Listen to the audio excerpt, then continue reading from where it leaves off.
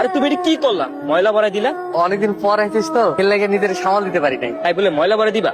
উনি কে? মানে ইমানি করছো কেন? কে উনি? আমি ভাই। আসসালামু আলাইকুম ভাইয়া। ওয়ালাইকুম আসসালাম। রিপন, উনি কেডা? আমি বিয়ে করেছি। তুই বিয়ে করছো? তাই বউ কিন্তু মাশাআল্লাহ খুব সুন্দর।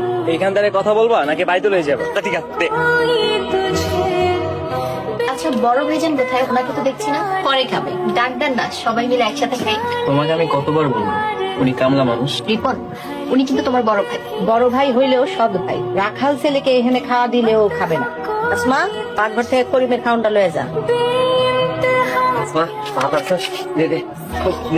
জানেন করিম ভাই, আজকে সবাই খাওয়ানোর সময় ভাবি আপনার না দেখে আপনার কথা জিজ্ঞেস। বউটা অনেক ভালো রে।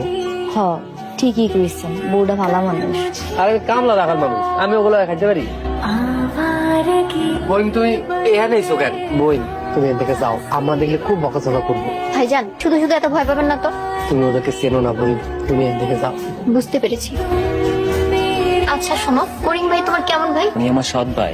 ওনার বাবা কি তোমার বাবা?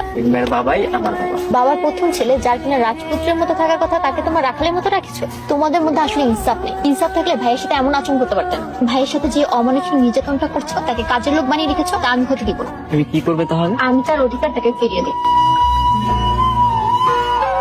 ভাইজান হাত খাবেন আসেন। হ্যাঁ হ্যাঁ বোন, তুমি খেতে এসো কেন? আমি আমার ভাইজানের জন্য খাবার নিয়ে আসছি। আম্মাই রিপনেরা শুনলে কিন্তু তোমার খুব গাইল দিব। আর আমি আপনাকে না খাইয়ে কোথাও যাব না।